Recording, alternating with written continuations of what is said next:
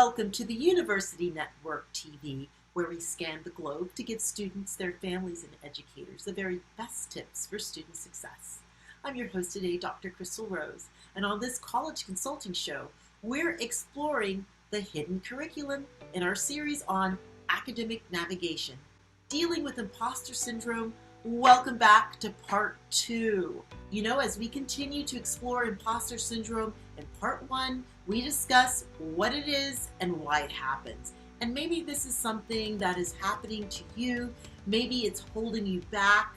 Perhaps you know someone who perhaps is not even applying to a certain school, even in this test optional environment. Well, there are ways to address it and to help one through this experience. For these series, we've invited a very special guest, Dr. Loren M. Hill, a licensed clinical psychologist and successful entrepreneur. She is dedicated to helping others achieve their highest potential through her company, Acclivity. Welcome, Dr. Hill. Thank you so much for having me back, Dr. Rose.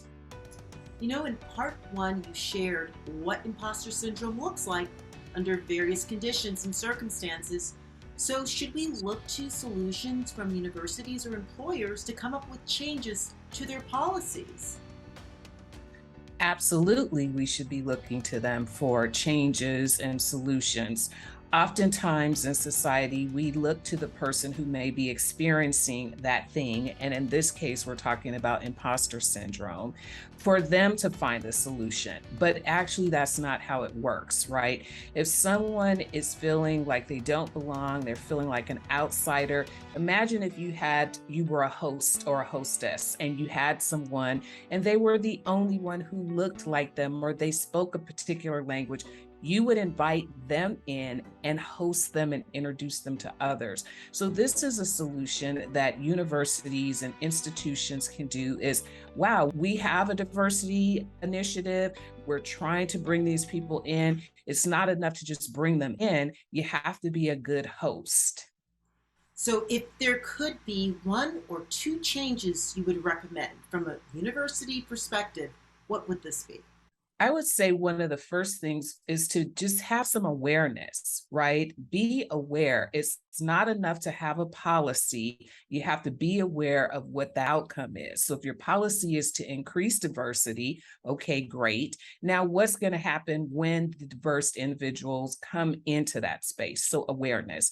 The second thing is really easy. Just have a partner or a buddy program, right? We've got mentor programs, we've got clubs, we've got all these things, but I don't know that there's a direct purpose to connect individuals to make sure that they stay and feel welcome. So I love that diversity, inclusion, right? Equity, but also belonging, and the revolution of inclusion really stands there, what you shared. So what are some of the solutions, some tangible, exercises when someone is experiencing imposter syndrome? What does it have to do with a person's bio? If you are feeling it, right? So the university may not know it, they may not see it, your friends, your colleagues, your classmates may not see it. It oftentimes starts with the individual, right? I'm just feeling like I don't belong. So I would say, look around and see what your accomplishments are already, right? If you're there, you probably deserve to be there. I would say people in diverse categories have made it not just because they fill a box, it's because they've worked so hard to get where they are, and many times have worked harder than some others to get there. So review your accomplishments, and I'm sure you'll see, you know what, maybe I do belong here. I love that. Reviewing your accomplishments to really sort of take that in.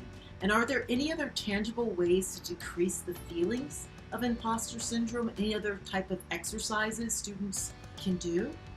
Yes. So one of the things that I would say, coupled with reviewing your accomplishments, is have somebody else read them to you, right? So sometimes we think, I've just done all this stuff and, nose to the grindstone, if you will, and I'm just doing what I need to do. But if someone reads your accomplishments to you, you might go, wow, I am pretty amazing. Or they will say, you know what, you're pretty amazing. So hearing it in someone else's voice externalizes it and it gives you another sense of validation.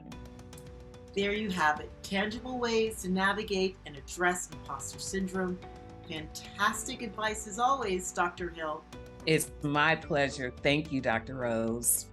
And thank you very much for joining us on this episode of the University Network's television show. I'm your host, Dr. Crystal Rose. Until next time on TUN TV.